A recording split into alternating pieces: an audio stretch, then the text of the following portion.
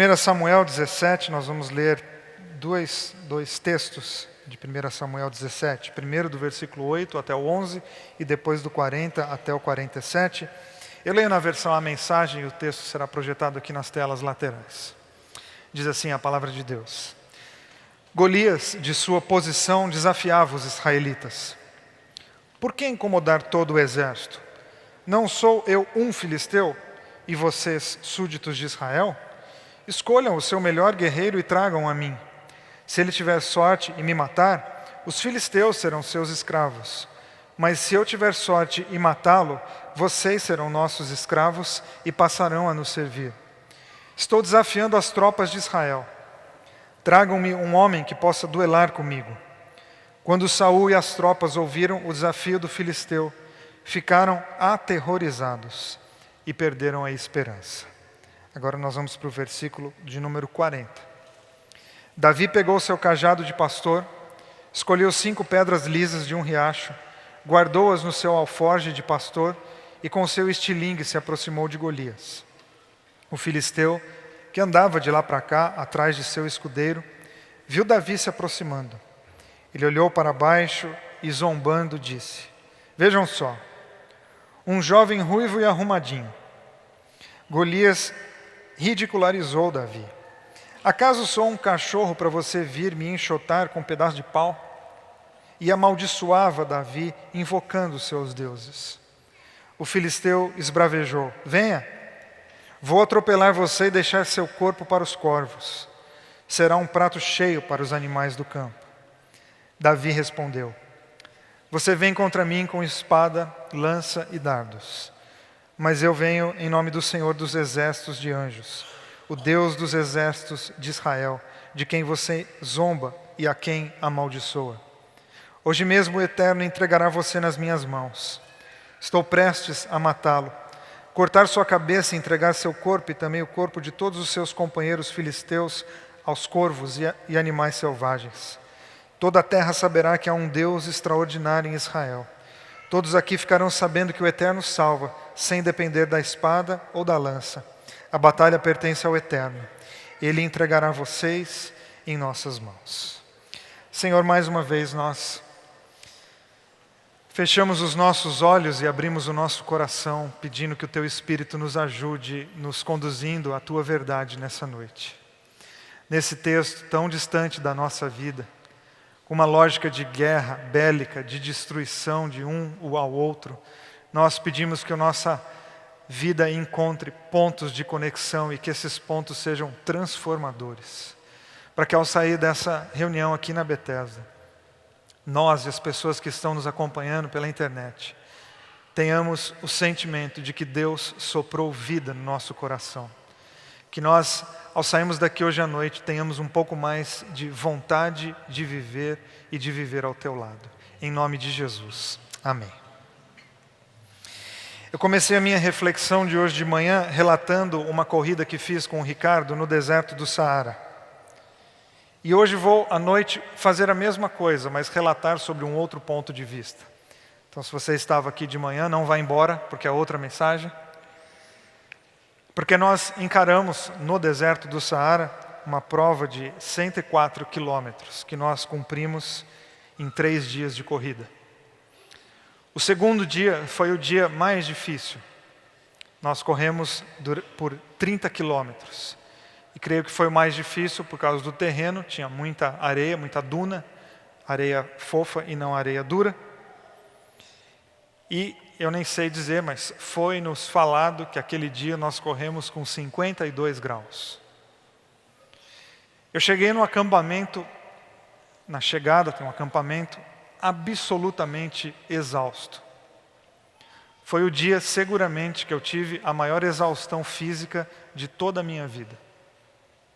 E pela primeira vez eu pensei em desistir de uma prova. Porque nós ainda tínhamos o dia seguinte pela frente, e o dia seguinte seriam mais 42 quilômetros. E eu pensei comigo mesmo, eu quase não completei os 30 hoje, como é que eu vou completar 42 amanhã?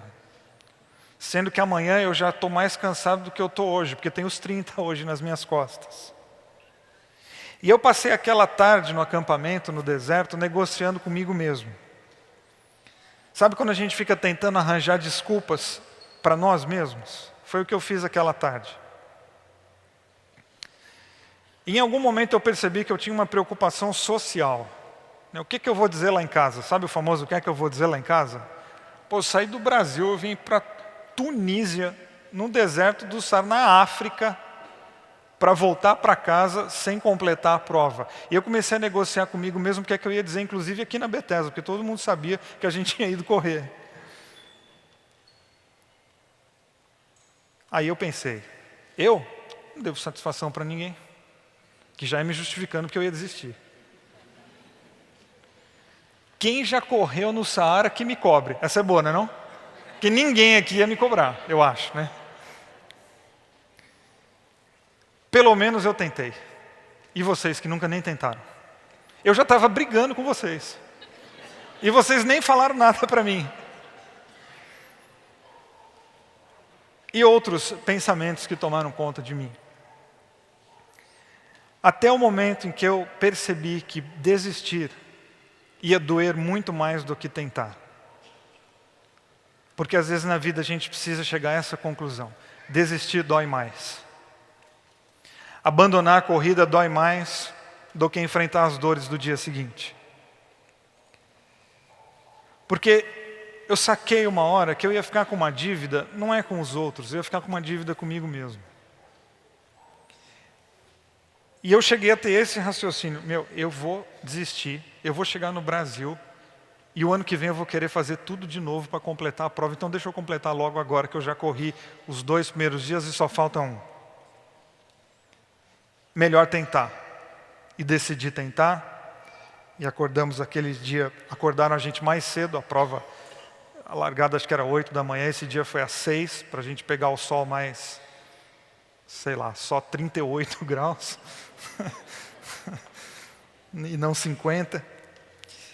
E acordei, e escolhi um ritmo para a minha cabeça, para eu correr, para completar a minha prova. E completei. Terminei os 42 quilômetros daquele dia. Colocaram uma medalha no peito. Uma caneca de chopp na mão. O chopp mais gostoso que eu já tomei na vida foi aquele lá. Depois de 42 quilômetros, foi inexplicável. Dor por todo, tinha dor, só não tinha dor nos cílios. O resto do corpo tinha dor. E eu me lembro que tive 11 bolhas no dedão do pé. E eu falei para o Ricardo quando eu cheguei lá, falei, Ricardo, eu vou tirar o tênis agora, junto com o tênis vai sair minha unha. Mas com esse sentimento de dor, com dor no corpo por todos os lados, tinha um sentimento de realização. De ter derrubado uma coisa que para mim era literalmente um gigante.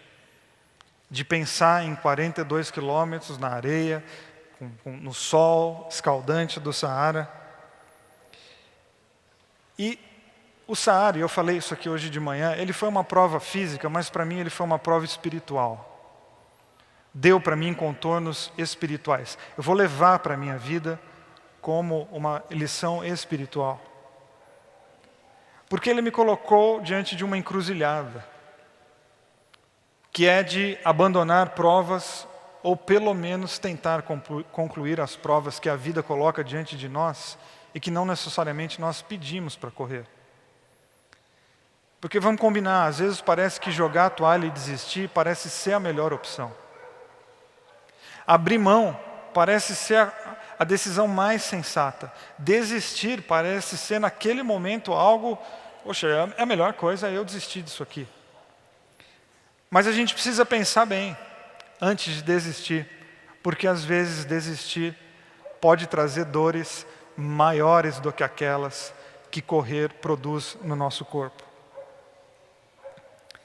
A questão é que a vida é muito mais séria e muito mais difícil que uma prova que 2 insanos brasileiros vão fazer no deserto do Saara.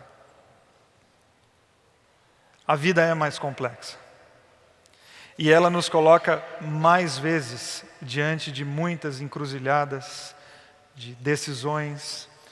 E eu sei que falas como essas às vezes roubam até a tua atenção, porque eu falo de encruzilhadas e decisões e algumas pessoas já pulam para a semana porque você tem encruzilhadas, decisões e dificuldades pela frente. Mas eu acredito mesmo que Davi pode nos ajudar a responder. O que é que nós fazemos quando a gente tem uma prova muito difícil no dia seguinte, tendo em vista que no dia de hoje nós já estamos absolutamente exaustos, sem forças para dar o próximo passo.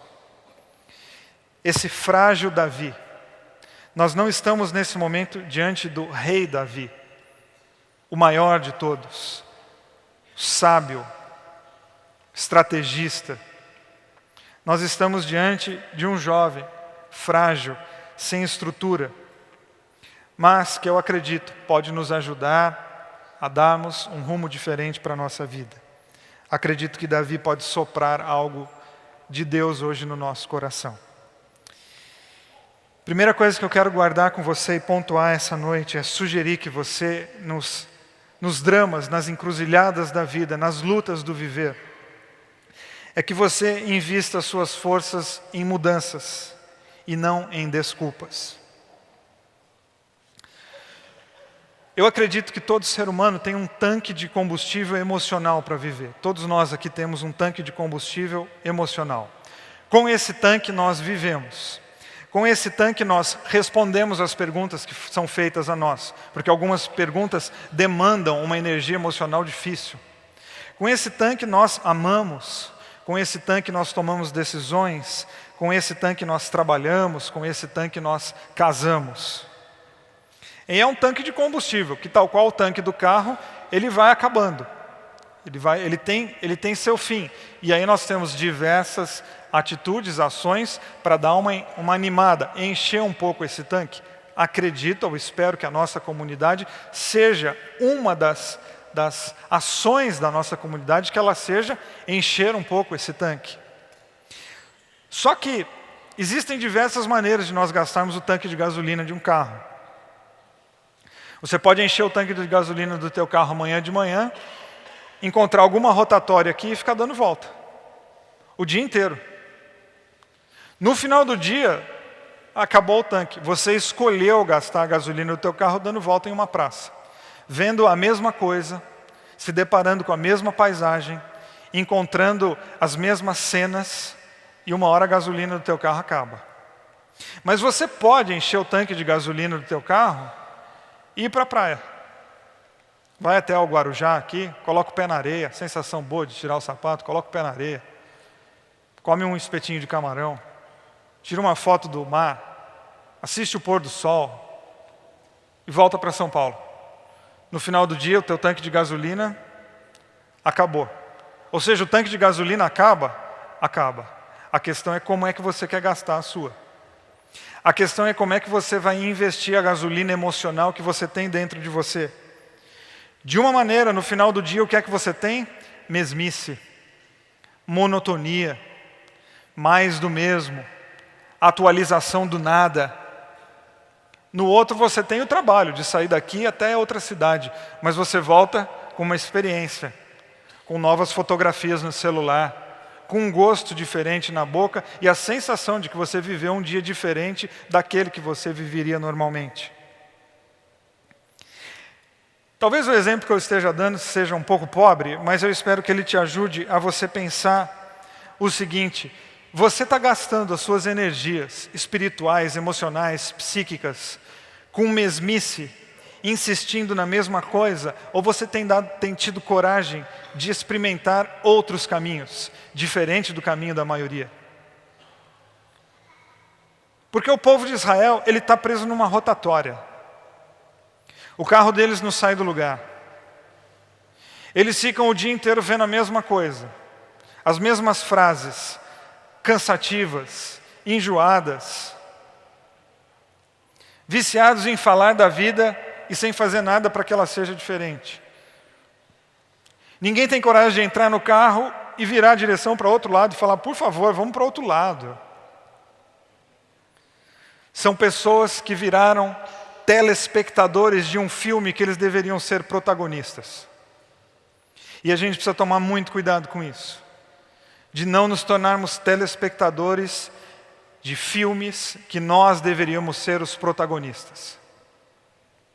É a coragem de assumir, peraí, ok, eu vivo coletivamente, eu vivo em comunidade, mas existem dimensões da minha vida que dizem respeito só a mim, e eu vou tomar uma decisão diferente, mesmo que seja um rompimento talvez familiar, um rompimento com lógicas familiares, com lógicas relacionais de amizade. Aqui nós temos pessoas que estão diante de um problema que está comprometido. Porque vamos combinar, nossos problemas eles têm um compromisso, eles não largam a gente, já viu? Os nossos problemas são fiéis, eles não abandonam. E Davi está nesse meio aqui. Davi é um jovem pastor de ovelhas que está aqui, diante de um povo dominado, diante de pessoas que não conseguem sair da rotatória da vida, sem ver novas possibilidades, se amedrontando diante de um gigantesco problema, metaforizado através de um gigante humano chamado Golias. E para mim o Golias, ele é uma metáfora de um gigante maior, chamado covardia. Covardia, ela começa a mostrar o ar da sua terrível graça quando as pessoas começam a ficar mais preocupadas em dar uma explicação do que viver algo diferente. É quando a gente cai nas nossas justificativas e algumas bastante inapropriadas.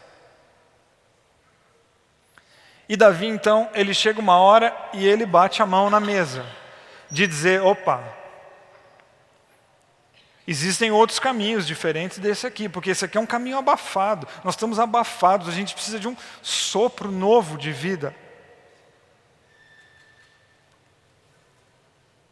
O Golias está cada dia maior, não em estatura física, mas em moral. Porque um problema que todo dia bate na nossa cara e a gente finge que ele não existe, ele aumenta. Porque todos os problemas da minha vida que eu trato com omissão, a omissão é um adubo que eu dou para o problema. Toda indiferença é um adubo. A minha omissão não é simplesmente fingir que não está acontecendo. A minha omissão é uma maneira de eu alimentar algo que está me oprimindo. Ou seja, o Golias está cada dia maior. A Bíblia diz que ele de manhã e de noite chamava as pessoas para a batalha. Todo dia que eu passo sem entrar em contato com aquilo que precisa de um confronto, todo dia que passa sem que eu tenha coragem de sair dessa rotatória, eu estou empoderando o meu problema. Pode até no momento dar uma sensação boa de, mas é que eu estou fingindo que ele não existe. Mas até quando que você vai fingir que ele não existe? Porque você mesmo já está dizendo que é um fingimento. E vida de teatro, uma hora ela encerra, as cortinas fecham e a gente fica de frente com a vida real. Às vezes a gente faz como aquelas crianças bem pequenininhas que quando estão com vergonha, elas fecham os olhinhos assim, né? Põem a mãozinha. Porque elas partem do princípio de que se elas não estão vendo, elas também não estão sendo vistas. Então, mas essa é uma ingenuidade linda, permitida às crianças, não mais a nós. E Davi não se submete a essa lógica do mundo em que ele vive. Tem esse espírito coletivo de omissão e de indiferença, o famoso todo mundo faz. Que a gente conhece bem, porque nós somos brasileiros. Não, todo mundo está fazendo assim. Estão todos presos na rotatória da vida, dando voltas, sem destino algum. São todos escravos de si. São todos prisioneiros dos seus medos, porque a questão não é ter medo, a questão é quando você se torna prisioneiro dos seus medos. Medo é uma coisa super importante de você sentir. A questão é quando você se torna prisioneiro dos teus medos. Medo é importante, faz a gente ficar esperto. E Davi procura uma saída e encontra, porque ninguém precisa ficar repetindo as frases dos outros. Ninguém precisa aumentar a fila da omissão, você pode ser o ponto de diferença. Você pode ser o sopro de Deus no mundo em que você vive. Você pode ser o sopro de Deus na tua casa. Você pode ser a pessoa que vai colocar uma nova lógica dentro de um sistema familiar que você participa. E Deus oferece uma saída, e Davi aceita essa saída. Qual que é? É uma saída chamada coragem. E coragem não é uma solução imediata. Coragem não é alguma coisa que jogam na nossa cara e a gente de repente fica corajoso. Não, coragem é uma atitude que eu tomo e o meu medo não vai embora. A coragem continua aqui, ela e o medo estão dentro de mim. Não é que a coragem chega e o medo vai embora. Não, a coragem chega para que eu encare aquilo que eu tenho medo. Os dois vão ficar aqui dentro, brigando. Você pode dizer assim, eu sou muito medroso. Então, é você que precisa de coragem. Davi precisa dessa coragem porque ele tem que enfrentar várias questões, como nós. Porque nós reduzimos a luta de Davi a uma batalha física de uma pequena pessoa com uma grande pessoa. Não, Davi enfrenta muitos. A gente poderia falar, acho que um mês inteiro aqui sobre tudo que Davi enfrenta. O Golias é uma questão final. Porque antes dele enfrentar o Golias, ele tem que enfrentar e vencer e passar um espírito de covardia. Poxa, essa luta é enorme. Antes de enfrentar, depois que ele enfrenta o espírito da covardia, ele tem que enfrentar a desconfiança. Porque ninguém acredita no Davi. Depois que ele supera a desconfiança, ele tem que enfrentar a zombaria, porque o pessoal tira sarro de Davi. Depois disso tudo, ele tem um gigante para derrubar. Mas tem uma sucessão de coisas que Davi precisa fazer até ele chegar no Golias. Ou seja, as vitórias de Davi são muitas. Os ensinamentos de Davi são muitos. O Davi precisa aguentar a repressão alheia quando ele decide ser diferente. Porque o dia que você decidir pensar diferente do meio em que você está, você vai enfrentar diversos gigantes ao teu redor. Eu gosto muito de uma frase do Alejandro Jodorowsky que diz assim: pássaros criados em gaiolas acreditam que voar é uma doença. Davi é livre. Ele se percebe livre, ele sente em Deus uma autorização a viver de uma maneira diferente ao povo dele. E quando ele aceita essa autorização e diz, Deus, eis-me aqui, eu vou fazer alguma coisa diferente. Aí começa a zombaria. Por quê? Porque pássaros criados em gaiolas acreditam que voar é uma doença.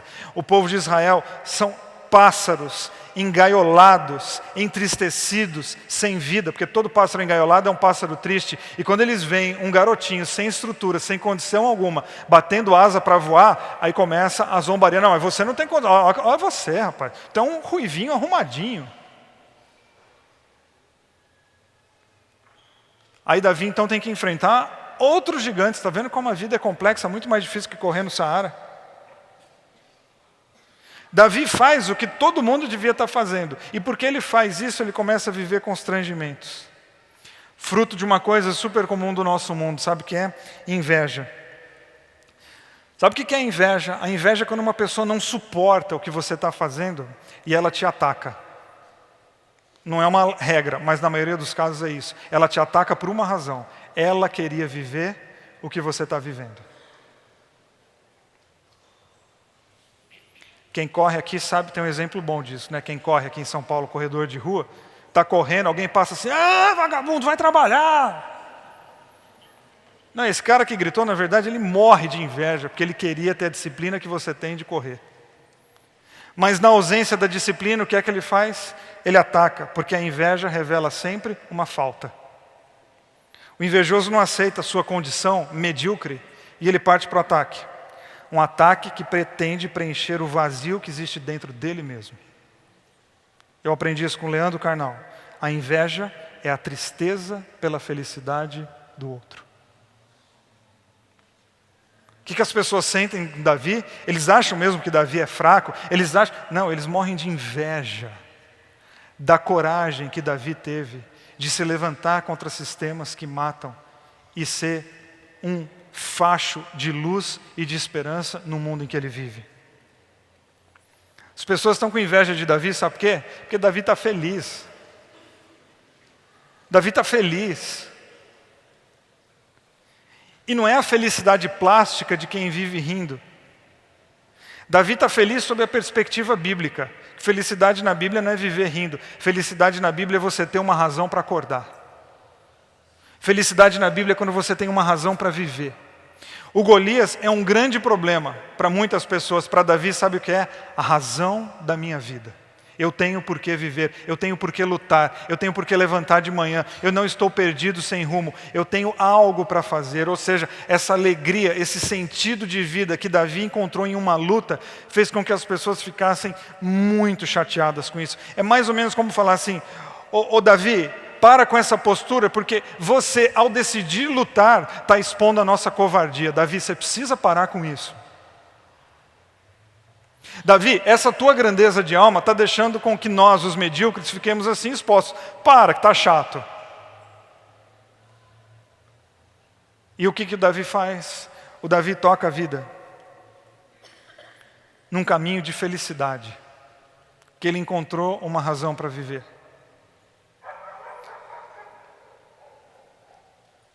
Porque ele vive no meio de um povo que está esperando a morte chegar. E ele diz, não. Um dia eu vou morrer, mas vai ser depois de muito viver. Não, um dia eu vou dar meu último suspiro, é verdade. Mas eu vou dar um trabalho para essa tal dessa morte que ela não acredita. Mas ela vai ter um trabalho para me levar daqui. Porque eu tenho uma razão para viver. Eu tenho uma razão para levantar. Eu tenho um Golias me esperando para derrubar. Olha que oportunidade que eu tenho. Eu tenho um Golias para derrubar. Eu tenho um desafio. Minha semana não é um negocinho qualquer que eu não sei o que eu vou fazer, não. Não, eu tenho coisas para fazer e eu vou tentar. Eu não vou deixar a vida passar assim, ao Deus dará, ao acaso perdido, não. E Davi não está preocupado com o que pensam, não. Davi já superou as questões estéticas, e ele vai para a luta. Davi vai para a luta porque ele tem uma confiança absurda em algo que ele não vê. O nome disso é fé. É quando nós temos uma confiança absurda em algo que nós não podemos ver.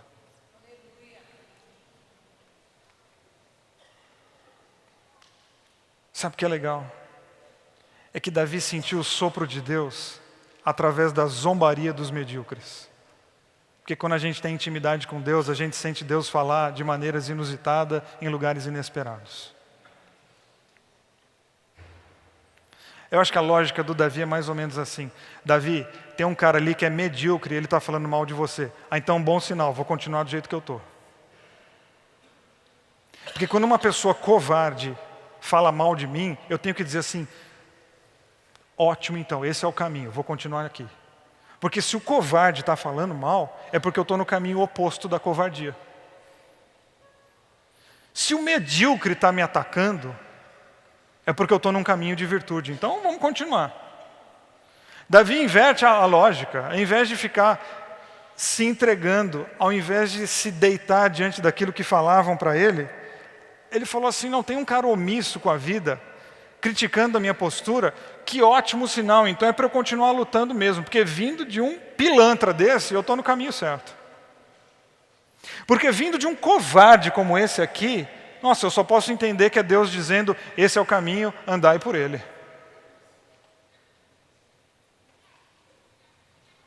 Ou seja, não passe a vida buscando a aprovação de quem você reprova. Porque nós somos tão doidos que a gente faz isso. Porque nós temos um desejo de aprovação, todos nós. Não precisa se sentir com autoestima ruim, não. Isso é do ser humano. Todo ser humano quer ser aprovado. Né? A gente dá o presente bem bonitinho para a criança no aniversário dela, é para ela ficar feliz, mas é porque a gente quer que ela goste mais do nosso. Põe o nome bem grandão, da tia fulana.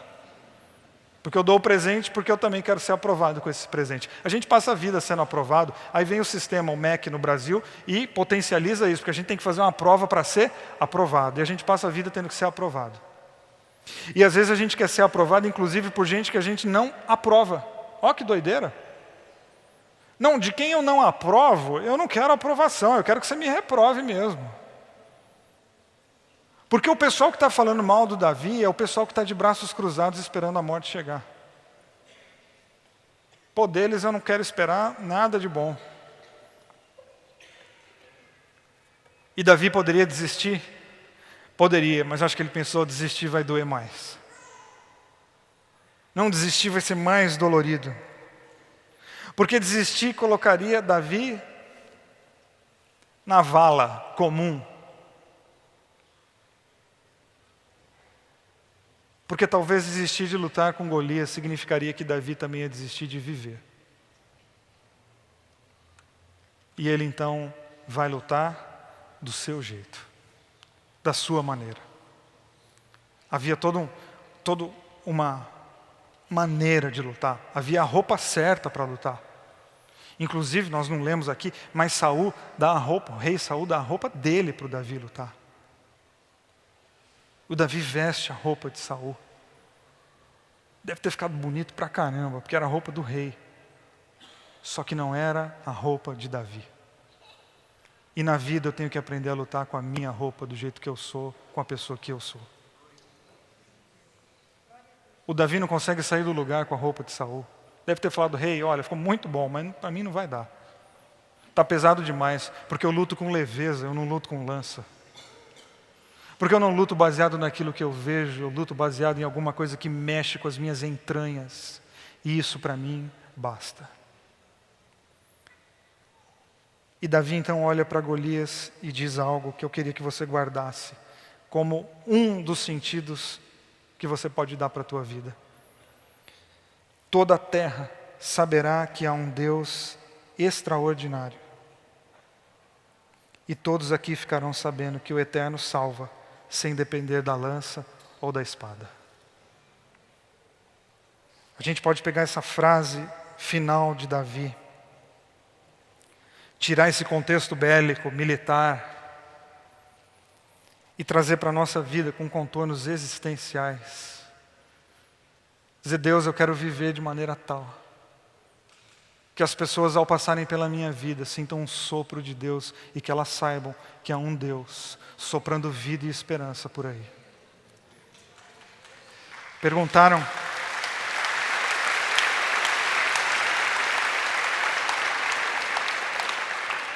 Foi a Madre Teresa de Calcutá que disse isso. Ela falou, sabe o que eu quero?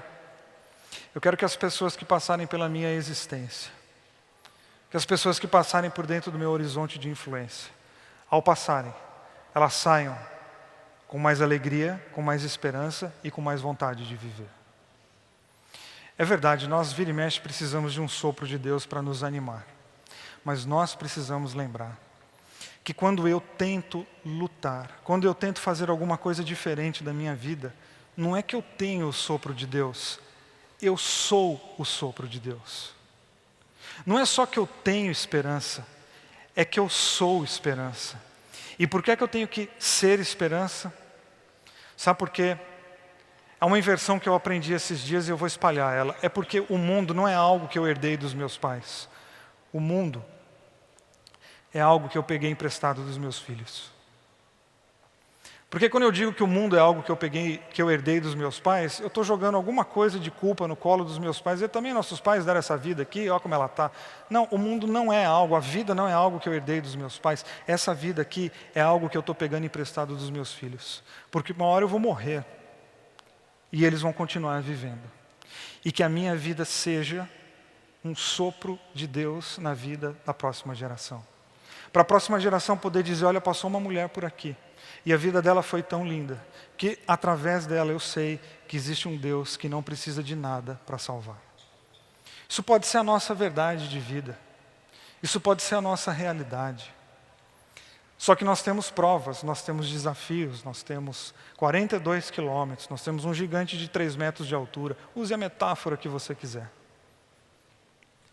E diante desses desafios fica a pergunta: será que eu desisto? Será que eu paro agora? Parar é uma opção, eu não posso dizer que não é. É uma opção. Mas eu aprendi que é a opção que dói mais. A outra opção traz dores, mas ela também traz sentido de vida, traz vontade para viver, traz uma razão para a gente acordar amanhã. Amém? Fique em pé, eu quero orar com você.